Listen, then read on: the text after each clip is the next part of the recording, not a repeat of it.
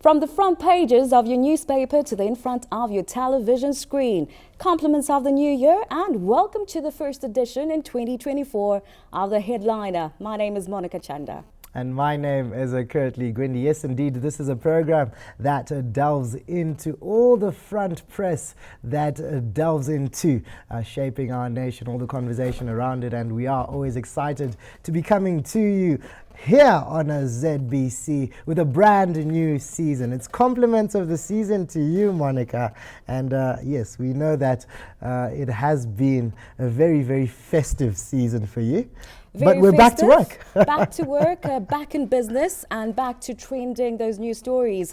And we certainly hope that as our viewers and those who have been participating throughout the Headliner in 2023, let's continue on that momentum and spread those news stories far and wide. Yes, indeed. We are back to your television screens this season with the Headliner as we navigate through the myriad of information presented in the press. Our commitment to unraveling the truth and only the truth, the sole truth here on your screens, and your unwavering separate noise from some of these lies as well as the issues that may come as a result of social media. So we can say this is your one trusted program with regards to making sure that all information is dissected and conversed concretely as well as without fear or favor. And one of the people who are going to help us do that in studio today is none other than Nobuhle Chikuni, who will be joining us later. But I think for now we need to give a greeting in this new year. Compliments of the season, Nobuhle.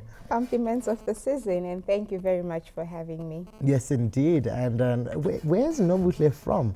Monica, we do know that we are discussing things to do with the environmental law, and we do have a very serious headline that we are tracking, but probably just briefly introduce yourself. Thank you. So like you mentioned, my name is Nobuhle Chikuni, and I'm a programs officer with the Zimbabwe Environmental Law Association, ZELA. ZELA is a public interest organization that works and ensures that communities in natural resources rich areas benefit from those resources. And one of the thematic areas that we work on is extractives industries, where we're working with large-scale mining companies, but also do a lot of work with artisanal and small-scale miners. And in our work, we advocate for responsible mining, safety, health, and environmental protection in our work. Oh yes, thank you, Nobuhle. And of course, on that note, we will be focusing on mining matters for those who have been following up on some of the stories in recent days. There was the tragedy, for lack of a better word, not quite the tragedy, but then there have been incidences in the mining sector, and hence we will be looking at those issues in the second segment with Nobuhle. And let's get straight into some of those headlines, Business of the day, yes, we're definitely excited. And we start off with the Chronicle, which tagged 400,000 United States dollars cloud seeding program launched as government, the program to induce more rains to boost agriculture productivity across the country as part of efforts to navigate adverse effects of the El Nino. We did speak about the El Nino in our last episode back in December, and we continue to touch on those environmental issues, those climate impact, climate change issues in this segment as well.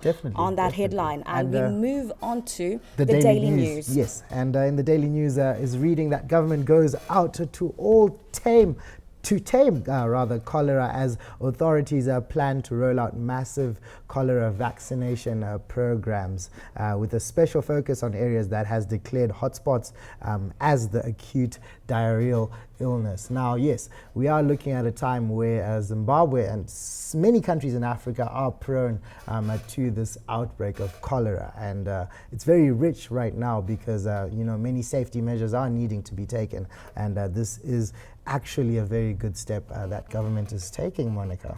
And there is a team that has been put together, government, we have local authority that are ensuring that the awareness drive around cholera is in full force. But we also do encourage the public, clean health practice. It's as simple as that. Wash your hands with soap and water. And of course, sanitizer. Just carry sanitizer around as well. It will help you prevent some of these diseases. And in the H Metro of 12 January 2024, tagged "You Are Killing Us," residents tell council as cholera cases continue to rise in Harare, with 5,200 suspected cases recorded. Now, there are a number of hotspot areas in Harare, but we also have other hotspot areas in other provinces. So it is important that even as the media, that role of ensuring that the public is well aware of those hotspots, and if you are traveling to those particular hotspots, you are on the safe and clear. Yes, and I think the bottom line is that the particular steps taken by government in response to this H Metro headline, which we've just recited, which is saying "You are killing us." There is definite need for council to step up, and we will be breaking down more of that conversation as we go. But we move on to the story of the day, which is why I think our very special guest is joining us in studio, which is a story that has been on the mouth of every media house, every person, and particularly every individual within this sector, which is the mining sector, which is the story that calls concern of authorities and responsible organizations, as well as us, to delve deep into. Us as members of the Fourth Estate, the media itself. That's exactly what we do on The Headliner. And the story was tagged by the Herald on the 8th of January 2024. And it reads, 15 trapped in a Redwing miners rescued. Now, as 15 artisanal miners trapped at the Redwing mine in Penalonga near Mutare when a shaft collapsed last week were rescued following the deployment of top technology by the government to figure out their exact location underground. Now, teams from the local mining companies such as Metallian Corporation, who own Redwing Mine itself, Freda Rebecca Gold Mine itself, and others, worked tirelessly with the government to ensure the miners were rescued 4 days after they were trapped. Now, 4 days, Monica. 4 days trapped, and it's good to see that efforts did bring about that rescue mission, and all miners are safe at this point. I know that headline was coming from the 8th of January. Follow up to that, we did have another headline on the 9th of January where in terms of that Redwing mine accident, His Excellency the President did also call for a thorough probe. So in terms of what actually transpired, yes, I'm sure that probe will be the question getting remains underway, and hence why we also have organizations such as Zela. I think they come in terms of from the private sector side of things to say let's probe these issues when it comes to mining operations. Exactly, our responsibility here on the Headliner. And of course we are wrapping up the first segment, but we are definitely returning with more conversation to do with this and more. This is the Headliner. Stay tuned.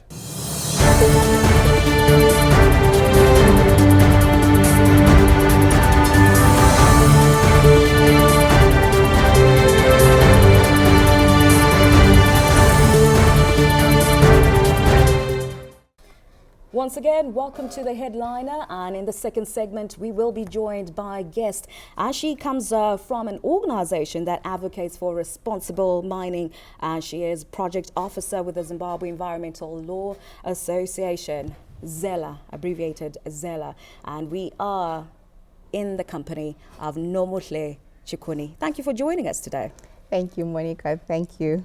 And Nobuhle, I did mean to ask, you really advocate for mining safety and responsible mining. Where is the helmet today? Well, I'm sure if we're going to a mine site, I'll have it. But the only thing you're mining today, like you said, is my brain. Okay, so we're ready. We're ready for that. I do have let's get adequate safety for that. And straight into it, Nobuhle, we are looking at especially the incident, most recent incident, which is Redwing Mine, where already the president has called for that thorough probe. Let's talk about some of those safety measures, protocol that is supposed to be taken into consideration, that is supposed to be on the front mandate of every mining operation, whether it's in Zimbabwe, whether it's across any part of the world. So thank you. So one of the things that are critical before any miner starts any mining operation is to ensure that they've complied with the safety, health and environment requirements. So that includes having sufficient PPE, that includes making sure that they have policies and they have safety talks before they proceed. Why safety talks? If a challenge has been identified that could possibly be a risk, it is shared during that period and they're able to then come up with ways to respond to it. But also issues of compliance. Miners need to comply to what they are required by the law, what they need to do. That includes being documented and in some cases having skilled personnel on the team who can quickly detect when there's a risk of something happening. We are also encouraging the periodic spot checks by the Ministry of Mines, Ministry of EMA, that will help them also identify when there are risks and come up with mitigations. And in response to the Redwing mine, something we've really been pushing for is the formalization of the ASM sector. It's easier to scale up interventions, to scale up capacity building interventions with regards to safety, health and environment, but it also becomes organized when it comes to offering support and rescue missions. And lastly, coming up with a system to warn the miners, be it media, be it the local communities, be it mine managers and mine owners themselves, and having a response team that is equipped with appropriate equipment to respond to those accidents. But Jane, just as a follow-up, I know you spoke on the broader things of mining operations. And in this case, I want to tap into artisanal mining operations, because while we may know a lot of the larger corporations in mining operations may have these safety standards, these protocols, we also have artisanal mining operations. Do these protocols also apply, or there are further protocols, further safety measures, especially when it's going to artisanal mining? They do apply, but the truth is when you go on the ground, they're not being implemented. Okay. But they should apply. There's a lot of risk associated with going down a tunnel and a lot of precautions you should take to reduce the loss of lives or any accidents. And if there is that particular gap in between things that are documented or on paper but not being applied on the ground, are there enough enforcement measures, as we were speaking about earlier rightfully, that one can be followed up if there is a measure that needs to be taken for not following such procedures for the safety of these artisanal miners themselves? So like I said, spot checks, those spontaneous spot checks where either the Ministry of Mines and Mining Development or EMA just show up on the site and look at what's happening, whether they are complying. But again, when you speak about artisanal miners compared to small-scale miners, there's a huge difference. The artisanal miners are those who are nomadic, have no claim allocated. When they hear there's a gold rush, they are there and mining. But then you have the small miners who are then organized. Within the formal sector. Yes. Okay, that's yes. fine. Let's talk about quite a mouthful you've spoken about, especially in your first answer. I just wanted to draw you back a little bit with regards to compliance. There was a very rich use of that word. Now, let's look at a big organization that particularly has to adhere to a certain spec of rules.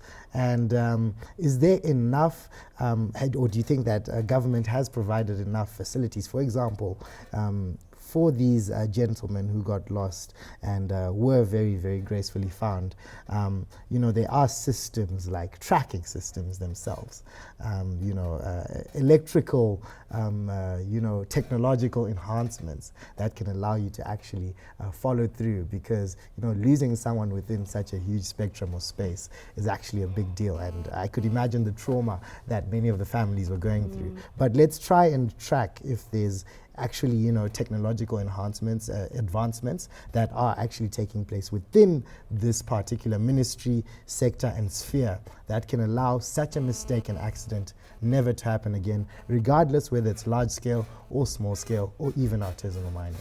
So in terms of response to a disaster like the Redwing mine, I don't think enough has been done, but there's definitely room for more.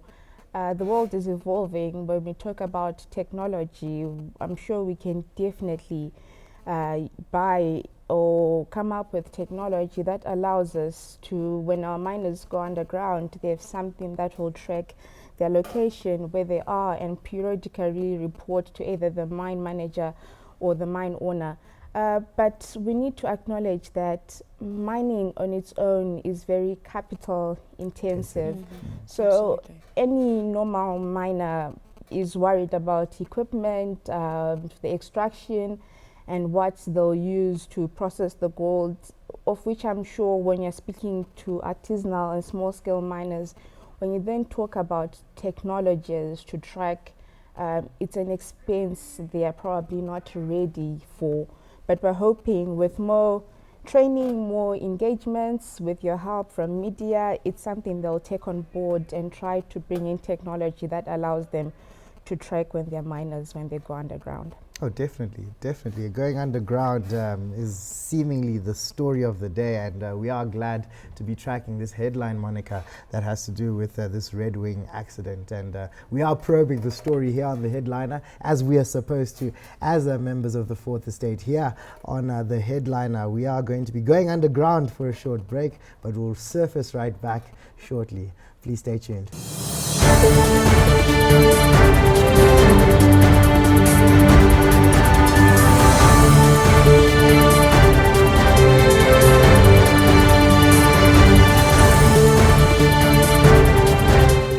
Welcome back. This is another segment to do with all things to do with mining, as we are tracking here in studio with Nobuhle Chikuni, who is a project officer with the Zimbabwe Environmental Law Association, abbreviated as a ZELA. And yes, we are discussing all things to do with the Redwing accident. I know, Monica, we are doing our mandate as journalists, members of the Fourth Estate, where we are tracking this issue, probing into it, and also seeing where the wrongs were and where the rights could possibly be improved. But let's focus a little bit on the media coverage of this whole issue. Perhaps Clearly. you had something you wanted to ask in line with that. I'm sure we would also want to pose the same thing, because mining operations are covered by a lot of, they are journalists in the profession who specifically cover mining operations and so forth. And if we are to draw into the Redwing mine incident, would want to have Nobuhle's take in terms of how the media actually reported on it, the coverage of it, and in terms of that public awareness, and even the impact, the implications it would even have to the mining industry's public image. Your take to that? So I really want to acknowledge what all media houses did in terms of raising awareness on the accident and making the general public and other players in the sector become aware of the accident. I think it's because of that we then had so many people coming together to come and help those 15 miners who were eventually rescued. But then we can't talk about it without also talking about the amount of misinformation that was there on social media. It was some in terms of the number of miners who've been trapped. There were some were saying 100. There were some were saying they're already dead. And you know, and that creates a lot of confusion, imbalances, as well as alarm and despondency even with the families. So the first it was a Twitter post I saw when it was saying 15 dead. I mean, it's really disturbing to anyone who's to read that on a new year. So, yes, media really does have a huge role to play. They did it well, but they can do more. Okay. But the implications that this then has on mining operations, and if we are to look at some of these mining operations, they're listed on certain platforms that have to have some sort of investment value to them. And if we are putting out certain issues of this nature, and like you said, misinformation, and not getting the facts right as the media, this would then impact even on operations, even on investors per se. So the world globally is moving towards what is called responsible sourcing, where they're saying if there are human rights violations, it could be people dying because of a mining process, it could be environmental violations. That definitely does have an impact in terms of market. Who buys our minerals? Where do they go? If you look at the European countries, it has an impact on investors. What type of investors are we attracting, and who's willing to be part of the mining sector? So it remains critical to make sure that when media is profiling these stories, they're as factual as they possibly can be, because there are a lot of implications after. Thank you so much there, Nobuhle. And most definitely we are being factual with regards to bringing her here to give us the real story. And obviously alongside Monica, this has been indeed an exciting episode of The Headliner that you'll be able to catch and track here on a ZBC. And of course, we make sure that we bring issues from the front pages of your newspapers and of course to your television screens, and we probe, divulge, dissect them in the right way. Now my name is Kurtley Gwindi. And my name is Monica Chanda. To our journalists as well, let's also have follow-ups on these stories, have developing stories, different angles, and let's also be very investigative. Already today's main issue that we were tackling in terms of mining operations, we look forward to seeing the media covering more on this, more developing stories and more investigation into it. Until next time, we will be joining you once again on The Headliner. It's goodbye.